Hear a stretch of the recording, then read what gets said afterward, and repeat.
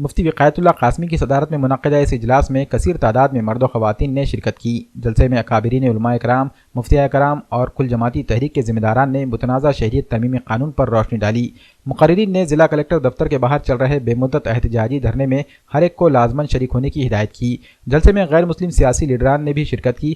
اپنے خطابات میں انہوں نے کہا کہ سنویدھان مخالف کوئی بھی قانون قابل قبول نہیں ہے اور اس احتجاج میں مسلمانوں کے ساتھ ساتھ تمام طبقے کندھے سے کندھے ملا کر کھڑے ہیں۔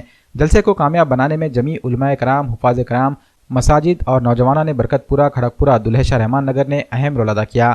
جلسے کی نظامت مسجد سارا کے امام و خطیب مفتی محبوب قاسمی نے انجام دی اور مسجد خواجگان کے امام و خطیب مفتی خالد شاکر قاسمی کی دعا پر جلسے کا اختتام عمل میں آیا۔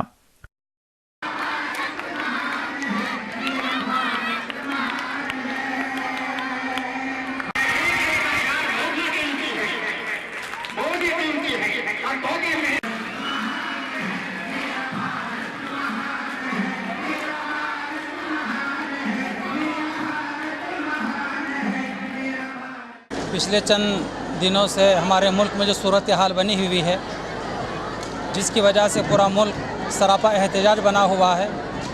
پورے ملک میں تمام ریاستوں میں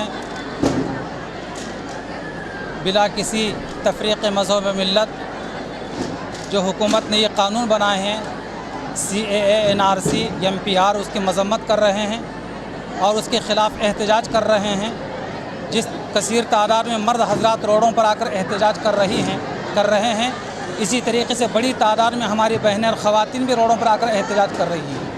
ہم بھی اسی کڑی میں شامل ہوتے ہوئے ہمارے اس علاقے کے اندر یہ ایک بڑے پیمانے پر شہر کے بڑے بڑے علماء کرام کو بلا کر اور کل جماعت تحریک کے ذمہ داران کو بلا کر اور دانشوران قوم کو بلا کر ہم نے اپنے محلے کے، اپنے وارڈ کے تمام مرد و خواتین کو واقف کروایا ہے تاکہ وہ بھی اندھیرے میں نہ رہیں بلکہ حکومت کیا کر رہی وہ بھی واقف ہو جائیں اور اپنی آواز کو حکومت کے ایوانوں تک پہنچائیں۔